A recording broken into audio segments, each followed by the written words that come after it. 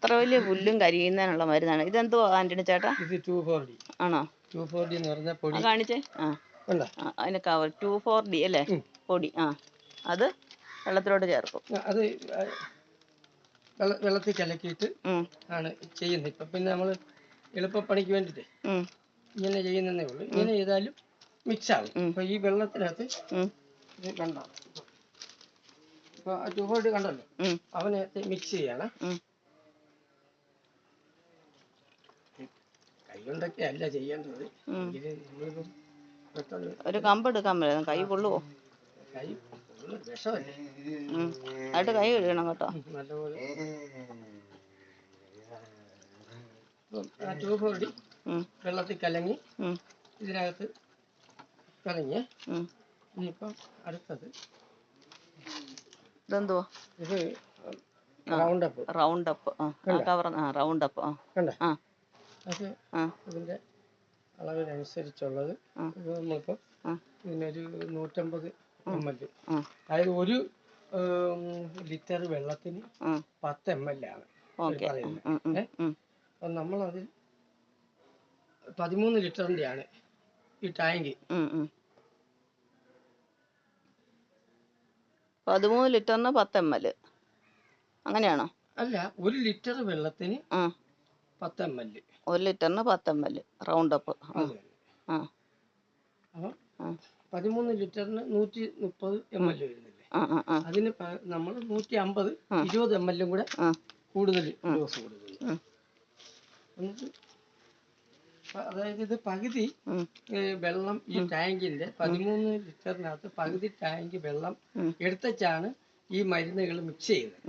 അല്ലെങ്കിൽ മരുന്ന് മാത്രമായിട്ട് കൊടുത്തു കഴിഞ്ഞാൽ ഈ ഓസിനകത്തൂടെ അത് ഫ്രീ ആയിട്ട് അങ്ങ് പോകും. ഇത് വെള്ളം മാത്രമായിട്ട് പോകും.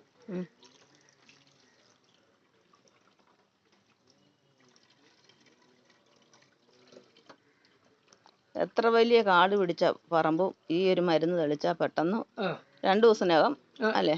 പിന്നെ വേറെ ഉണ്ട്, ഗ്രാമസോൺ എന്ന് പറഞ്ഞൊരു മരുന്നുണ്ട്. അത് നല്ലതാണ്, ഇതിന് പകരമുള്ള.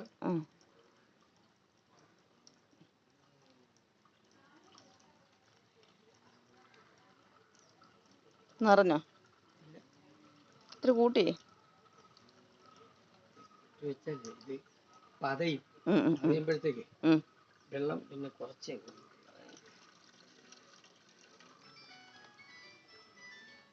പശയോ? അതെന്നാ പശയാ?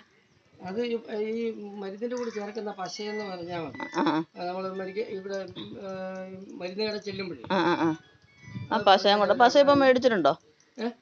പശ ഇപ്പോഴും ഇതിനകത്തില്ല. ഇന്നാളെടുത്തപ്പോ ഞങ്ങൾ തീർന്നു പോയി.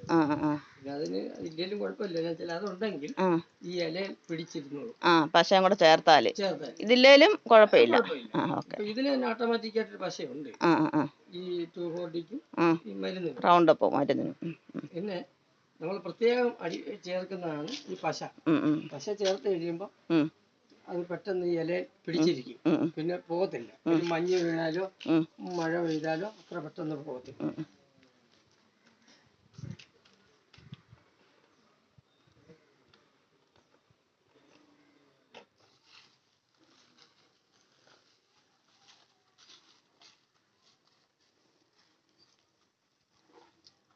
റൗണ്ടപ്പും ഒരു പശയും പിന്നെ എന്നായിരുന്നു മരുന്ന്?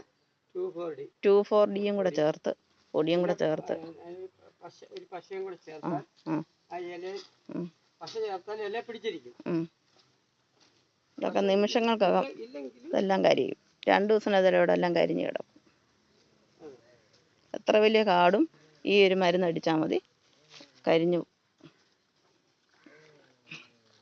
അടിച്ച പുല്ലെല്ലാം കരിഞ്ഞിരിക്കുന്നുണ്ടോ? വെറും 2 ദിവസം മതി ഇതുപോലെ പുല്ലെല്ലാം കരിഞ്ഞ് വരും. നമുക്ക് ആളെ ആദ്യം നിർത്തുക വേണ്ട, പണിക്കൂലി ലാഭം.